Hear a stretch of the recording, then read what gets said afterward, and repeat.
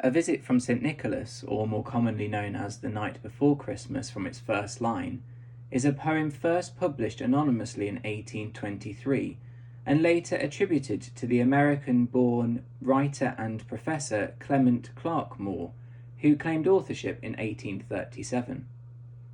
The poem is said to be largely responsible for some of the conceptions of Santa Claus from the mid-19th century to today. It has had a massive effect on the history of Christmas gift-giving. Before the poem gained wide popularity, American ideas had varied considerably about St. Nicholas and other Christmastide visitors. I'm now going to share this poem with you. 'Twas the night before Christmas, when all through the house not a creature was stirring, not even a mouse. The stockings were hung by the chimney with care, in the hopes that St. Nicholas soon would be there. The children were nestled all snug in their beds, while visions of sugar plums danced in their heads. And Mamma in her kerchief, and I in my cap, had settled our brains for a long winter's nap. When out on the lawn there arose such a clatter, I sprang from my bed to see what was the matter. Away to the window I flew like a flash, tore open the shutters and threw up the sash. The moon on the breast of the new-fallen snow gave a lustre of midday to the objects below, when what to my wondering eyes did appear but a miniature sleigh and 8 tiny reindeer. With a little old driver so lively and quick, I knew in a moment he must be St. Nick.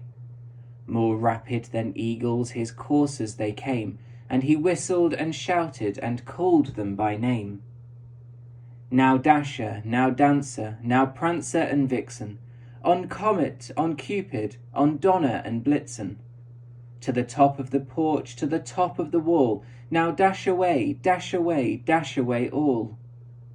As leaves that before the wild hurricane fly, when they meet with an obstacle mount to the sky, so up to the housetop the coursers they flew, with the sleigh full of toys and St. Nicholas too. And then in a twinkling I heard on the roof the prancing and pawing of each little hoof. As I drew in my head and was turning around, down the chimney St. Nicholas came with a bound. He was dressed all in fur from his head to his foot, and his clothes were all tarnished with ashes and soot.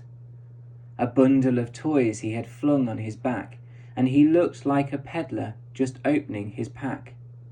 His eyes, how they twinkled, his dimples, how merry. His cheeks were like roses, his nose like a cherry. His droll little mouth was drawn up like a bow, and his beard on his chin was as white as the snow.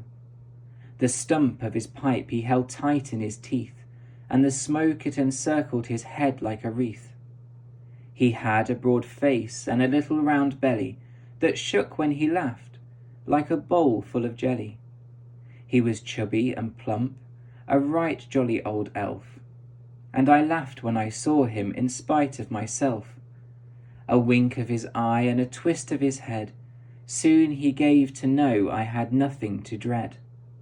He spoke not a word, but he went straight to his work, and filled all the stockings, then turned with a jerk, and laying his finger aside of his nose, and gave a nod, up the chimney he rose. He sprang to his sleigh, to his team gave a whistle, and away they all flew like the down of a thistle. But I heard him exclaim, ere he drove out of sight, Happy Christmas to all, and to all a good night.